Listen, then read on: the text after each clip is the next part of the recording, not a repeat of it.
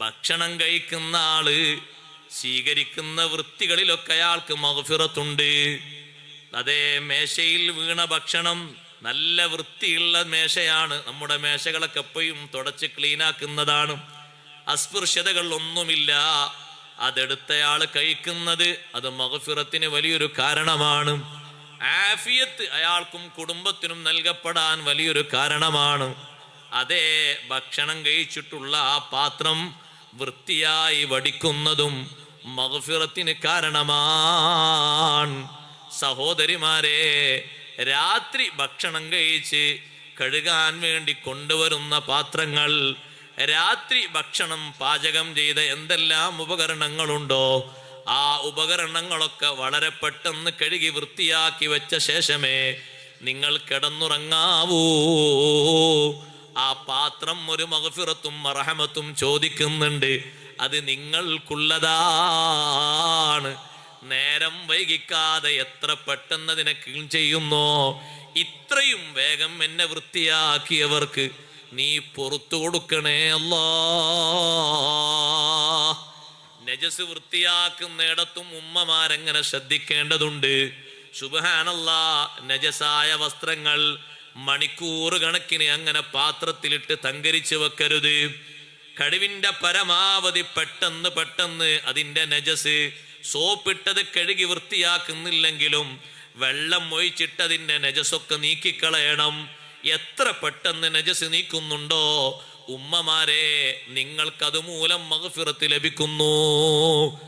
വസ്ത്രങ്ങൾ വൃത്തിയാക്കുന്നതും വീട് വൃത്തിയാക്കുന്നതും മഗ്ഫിറത്തിന് കാരണമാണ്. എല്ലാ ദിവസവും വീട് ക്ലീൻ ചെയ്യണം.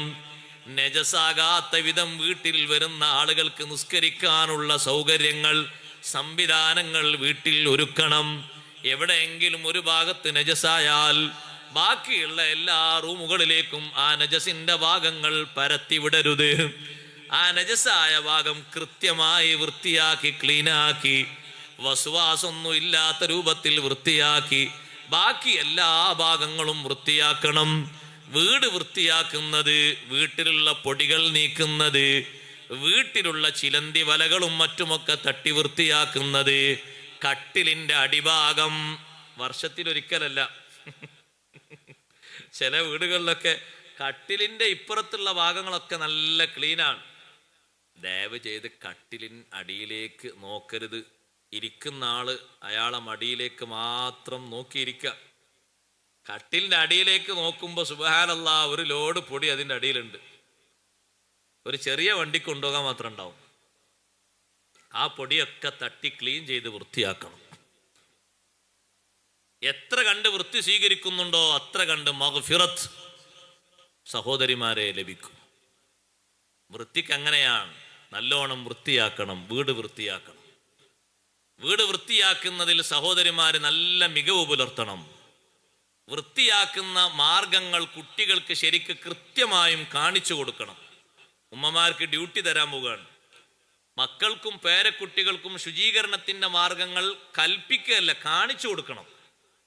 എങ്ങനെ കാണിച്ചു കൊടുക്കേണ്ടത്? ആ കുട്ടിയെ ഇരുത്തണം, മൂത്രമൊഴിക്കാൻ ഇരുത്തണം, ഇങ്ങനെ ഇരിക്കണം, ഇരുത്തി ശീലിപ്പിക്കണം. ആണ് പോയി ഒഴിച്ചൂട്. ഒഴിച്ചൂടെന്ന് പറഞ്ഞാൽ കുറച്ചൊക്കെ ഒരു വിക്രസുള്ള കുട്ടിയാണെങ്കിൽ ആ കുട്ടി ഒന്ന് ഇങ്ങനെ എല്ലാ ഭാഗത്തേക്കൊന്ന് സ്പ്രേ ചെയ്താൽ പിന്നെ ആർക്കും അതിൻ്റെ ഉള്ളിലേക്ക് പോകാൻ പറ്റൂല. കഴുകി എല്ലാ ഭാഗവും കഴുകി, ആ റൂം മൊത്തം കഴുകിയ ആള്. അപ്പൊ ആ കുട്ടി എങ്ങനെ മൂത്രമൊഴിക്കുന്നു, എങ്ങനെ വിസർജിക്കുന്നു എന്ന് നോക്കണം കൃത്യമായിട്ട്. ഇരുത്തി അത് പഠിപ്പിക്കണം. അങ്ങനെ ഡ്യൂട്ടി.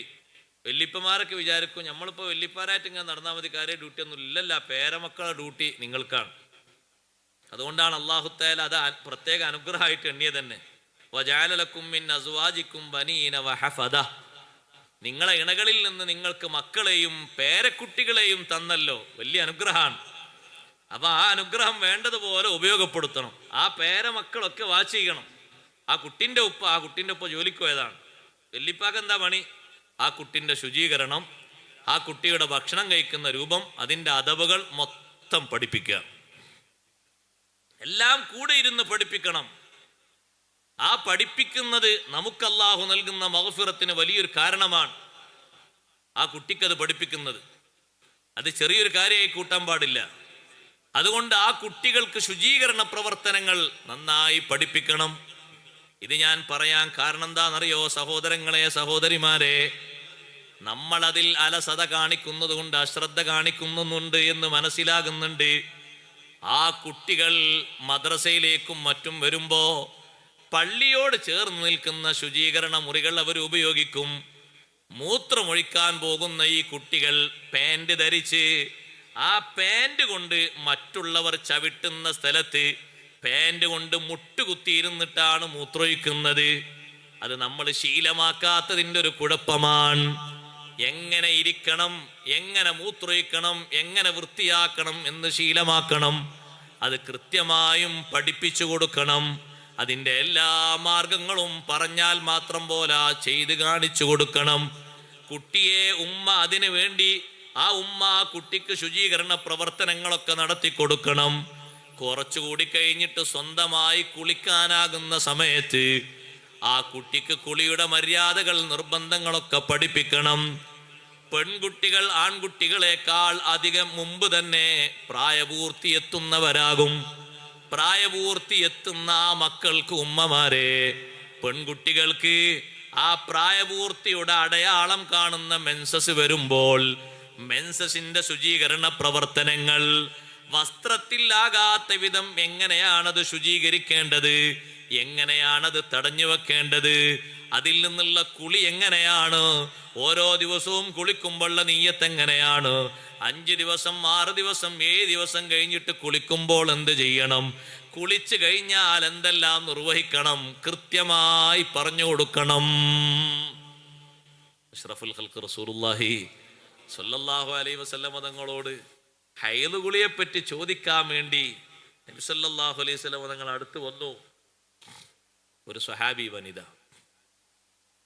അപ്പൊ നബി സല്ലല്ലാഹു അലൈഹി വസല്ലം പറഞ്ഞു, കുളി കഴിഞ്ഞാൽ, നിർബന്ധ കുളി കഴിഞ്ഞാൽ സ്വകാര്യ ഭാഗങ്ങളിലൊക്കെ പിന്നെ മിസ്ക് ചേർത്ത്, കസ്തൂരി ചേർത്തുകൊണ്ട്, സുഗന്ധം ചേർത്തുകൊണ്ട് വൃത്തിയാക്കണം എന്ന് പറഞ്ഞു. അപ്പൊ ആ സഹാബി വനിത ഇങ്ങോട്ട് ചോദിച്ചു, നബി എങ്ങനെയാണ് വൃത്തിയാക്കേണ്ടത്, എങ്ങനെയാണ് വൃത്തിയാക്കേണ്ടത് എന്നുള്ള ചോദ്യം ചോദിച്ചപ്പോ ഉള്ളിൽ നിന്ന് ബീവി ആയിഷ റളിയല്ലാഹു അൻഹ ആംഗ്യം കാണിച്ചു. ദേ ഇങ്ങോട്ട് വരും, ഇങ്ങോട്ട് വരും, ഇങ്ങോട്ട് വരും, ബാക്കിയൊക്കെ ഞാൻ പറഞ്ഞുതരാം. നബി സല്ലല്ലാഹു അലൈഹി വസല്ലം പരമാവധി പറഞ്ഞു. ഇനി എങ്ങനെ നിർവഹിക്കണം, എങ്ങനെ ചെയ്യണമെന്നല്ലേ, അത് കൃത്യമായിട്ടും ഞാൻ വിശദീകരിച്ചു തരാം. പരുത്തിയെടുത്ത് ആ പരുത്തിയിൽ സുഗന്ധ ലേപനങ്ങൾ പുരട്ടി ഇതുവരെ രക്തം വന്നിരുന്ന, കേടായ രക്തം വന്നിരുന്ന ഭാഗങ്ങളിൽ വൃത്തിക്ക് വേണ്ടി, വേറെ വൈറസുകളും മറ്റൊന്നും വന്ന് അവിടെ രോഗങ്ങളൊന്നും വരാൻ പാടില്ല. അപ്പൊ ഒരു ക്ലിയറിന് വേണ്ടി രക്തം അവസാനിച്ച് കുളിച്ചതിന് ശേഷം അവിടെ ശുചീകരണത്തിന് വേണ്ടി പഞ്ഞി വെച്ചുകൊണ്ട് കൃത്യമായും ഒരു ശുചീകരണം നടത്തണം.